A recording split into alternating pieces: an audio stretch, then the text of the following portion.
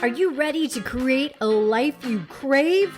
Let's spin that doom loop of negativity into an upward success cycle and start living lucky. Good morning. I'm Jana. I'm Jason. And you are living lucky because today we are talking about thoughtful authenticity. That's right. What is thoughtful authenticity? It's being true to yourself. Okay, I like that. But there's an added layer of careful consideration and actually reflection, like self-reflection. Okay, so let's put this in layman's terms because what you're really saying is it's important to be true to our core, true to our soul, and completely authentic, sincere, show up genuinely.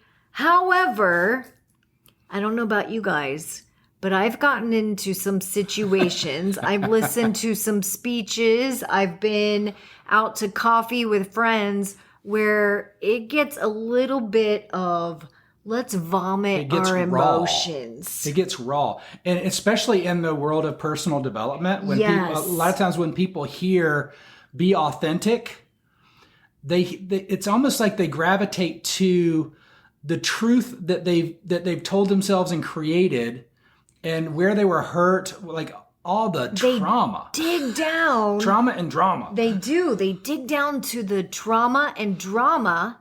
And then when somebody calls them out on it, like I know this happened to me. After the pandemic, I remember I was, almost complaining and feeling sorry for myself. And I remember you a couple times said, Jana, let it go. You have to choose who you want to be. And then I would come back and say, but that's not being authentic to my feelings. That's not being true to my emotions. And that's stopping on the surface because, we feel this. But the thing is, the more I stew in my feelings and emotions, guess what I create? A doom loop. I create more of the same. Yes. It's like you're telling the universe, you know what? I really like feeling frustrated and overwhelmed. And I really like feeling the pain that's deep down. And so you can never fully let it go. I think the other side of that is a lot of these feelings come from the meaning we're putting behind the circumstances that are happening, like what we're telling ourselves about that meaning. And I'll go to a conversation, like when we're having conversations with friends, and if they're being quote unquote authentic and bringing out that raw authenticity of themselves, but they're doing well, like everything about them looks like they're doing well, and they're living in this past of these things happened to me, when really that helped them become who they are. It goes back to this is happening to me, poor me. It's victimology Instead of is this what is it happening is. for me. And the thing is the more people spew those thoughts and feelings, first of all, it's contagious. It is so contagious. So whoever you're spewing it to, Facts. You are now vomiting all over them, basically. Yeah, and they're getting all that on them. And now here's the rub. And here's the distinction. So I want to make this very, very clear because let's just say you have a friend that's really hurting.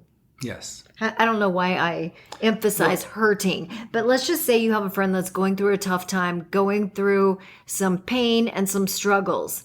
It's important for them to get that out. True. But when they start ruminating in it, when that pain and suffering and struggling starts becoming their identity, it starts becoming comfortable. It's pervasive, it's personal, it's all around them. It becomes their identity. And again, it's victimology is where they fall. And all of a sudden, they're like, well, I'm just being true to myself. I'm being authentic. And this is how I feel. Let me just tell you a secret. Let me just tell everyone a secret. We are bigger than our feelings. We are bigger than our conditions, and we are definitely bigger than our thoughts. And when you realize I am greater I am greater than what I'm feeling. You raise your consciousness and you can change your reality just like a snap of a finger. I snapped 3 times, but really you only have to snap once. I love being able to see the visual because I see people kind of digging that ditch of like, this is where I'm staying. And when you keep digging the ditch, you just can't get out of the ditch. Like you can, but it feels like you can't. And it takes that somebody shaking you and saying, hey, leave that behind you. The ditch was back there. You didn't have to dig it any deeper. Let's go day forward from here. Let's move forward. Yeah. What's the best next step, and how can I be authentically powerful for having survived that? And I know that people listening to this are going to say, Jana, you are being cold. You're not sensitive. And you are not being compassionate. On the contrary, I am helping. I am helping because what we think and feel is what we create. Because it's what we do. I mean, we do the things that we do because of what we think and feel about where we are and who we are. I want to bring in another example because Jason works with a lot of people who are becoming life coaches. So Jason is a coach's coach. And many of them, they have these, I mean, you talk to them and they're like, yeah, I went through this in my life. And so now I'm going to help these particular people. Well, the minute they start talking about what they went through, they start feeling the pain. They start feeling the emotions. And here's the thing. When you're talking from inside the wound, nobody wants your help. Nobody wants your help. Yeah. So then they think, well, why isn't my coaching business growing? I'll tell you why.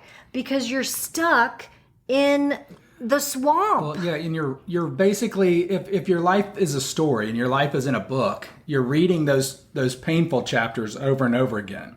You're not reading the successful journey out of those chapters. And if you're just going to keep reading that quote unquote authentic hurt and damage part of the story, that's what people are going to remember the most. I mean, it's that whole, it's contagious thing. It rubs off. And the words stick because honestly, people feel that. We all feel the same things. We all feel like we're not enough, like it's available, but it's not for me. We all have these same feelings, but having someone that we are possibly looking up to or wanting to work with express these at you, quote unquote, authentically, yes, makes you be like, oh, this person is too much like me. I don't want to be like them anymore. I'm trying to not be me. I'm trying to not be them. Yeah, I'm trying to grow out of this.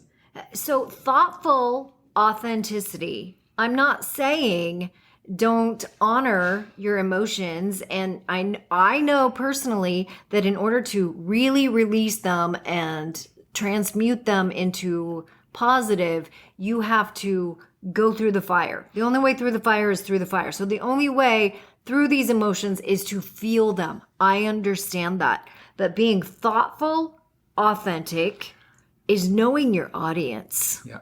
And also knowing that you have to be objective about those feelings.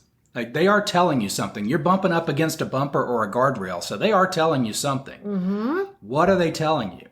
Is it true? Or am I being told that by myself because it's painful and there's I'm living in that emotion from that point of view. So if I can change my perspective and say, okay, if I was looking at this from 30,000 feet or from across the street. That's the trick. So here's the hack, because I know that people are going to say, well, how do we do that? Because when I'm feeling something, I'm feeling it. Yeah, it's like stepping in dog crap. When you step in it, all you can do is see it, you smell it, and you're like, it's oh my all God. over you. It's like you don't want to be around anyone else because they smell it. It consumes you. So the hack, the trick, is to picture it like you're watching a movie. Picture the exact same scenario with you in it on a TV screen. And in your mind, just removing yourself from actually in the experience to watching it on a movie, it allows your brain to realize, oh my gosh, this is just happening. And it's not positive. It's not negative. It's just a circumstance. It's just a thing. And I get to choose how I want to move forward. I get to choose how I receive this. So if you can somehow get out in your brain, close your eyes, and picture yourself watching it on a movie screen, all of a sudden now you have removed yourself from in it. You've taken the investment out of it, which is really a huge investment in yourself. It's investment and emotion. It's like investing in the stock market. You know, when you're if you're looking at a stock and you don't have any money and you don't have any stock that's changing you're in price it and range, you're feeling it and you're like, oh, I don't know what to do. You start getting emotional. But if you step out and say, well, here are the rules I'm following. If this stock hits this amount, then I'm definitely going to sell. And if it falls to this amount, I'm getting out. And those are the rules. Those are my stop losses. Nice. It's being aware. You're still being authentic to this damn stock. You're just being aware that I'm not going to fall prey. And because that allows you to respond to what's happening. Having those boundaries allows you to respond to what's happening instead of react in the emotional moment. Okay, so what are some of the benefits of once we learn this concept of being thoughtful, authentic? Thoughtfully authentic. Let me say that again. Thoughtfully authentic. What are some of the benefits? So I think some of the benefits are just a deeper, closer connection to the people that you're dealing with. And also more empowerment for yourself. I think empowerment is key. Because like I said, we want to be real. We want those raw emotions and we want to share those with people because that is how you connect. But you also have to realize, wait a minute, by sharing this with my husband every single night, is he going to... Is that dirtying him up? It is. It's going to eventually turn him off and he's going to say, you know what, Jana, I don't want to hear it. I don't want to hear it because you're just bringing us down. And then when I don't want to hear it, then when you feel like you're not getting heard, eventually there's either a blow up or a shut off. There's a blowback is what it is. Which is always a blowback. Oh, great. Especially when you want the relationship. I don't feel heard. If I can't talk to my husband, who can I talk to? That's right. Well, the truth is, I could go to a therapist. I could go to a counselor. I could go in other venues. I really give people, here's my little personal rule. I let people give me their sob story once, maybe twice. On the third time, if it comes out again, hey, it's time for you to change that story. I say, I'm sorry. We're not going to ruminate in this because that is not empowering ourselves. Yeah. When we life is not happening to you. Life is happening for you. But you're too on top of it and in the emotion to do the self-reflection and get objective about it. There's so many multiple truths to everything happening. It's the meanings that create these emotions, and then we start reacting accordingly. And then just like you said, that's the life we start creating and manifesting because when we have those actions, those are the results we're going to get as dirty. I know that there's a few benefits. Let's just go through those. So what I have is a list of ways thoughtful authenticity can manifest itself. And it's in honest communication. Okay. And that's beautiful. That's a connecting, powerful tool. Honest communication. After the self-reflection. That uplifts everybody. Well, it's after the self-reflection and getting like, this is how I felt. This is how I acted in that. But I understand that I'm okay right now. And this is how I'm going to move forward. I love that. And then setting healthy boundaries. Say no when something doesn't align with your values, but knowing your values is key. Knowing your values is what it all comes down to. And it gives you space and room to respectfully disagree with people that aren't moving in accordance with your values or boundaries. I love it. I and love it. You can stand up for what you believe in. Awesome. Great podcast today.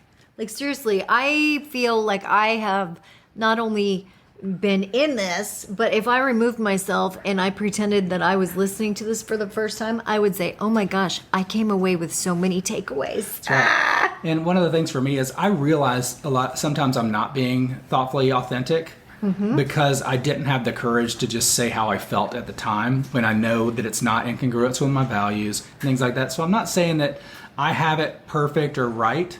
It's always a work in progress. And we're always becoming authentic because our authenticity evolves as we grow. And we grow to recognize it more and more the more we look at it and study it. I don't know if you all can hear this, but we are in the middle of a hailstorm. So I'm going to sign off now. Thank you so much for joining us, and keep living lucky. Bye-bye. If the idea of living lucky appeals to you, visit us at startlivinglucky.com.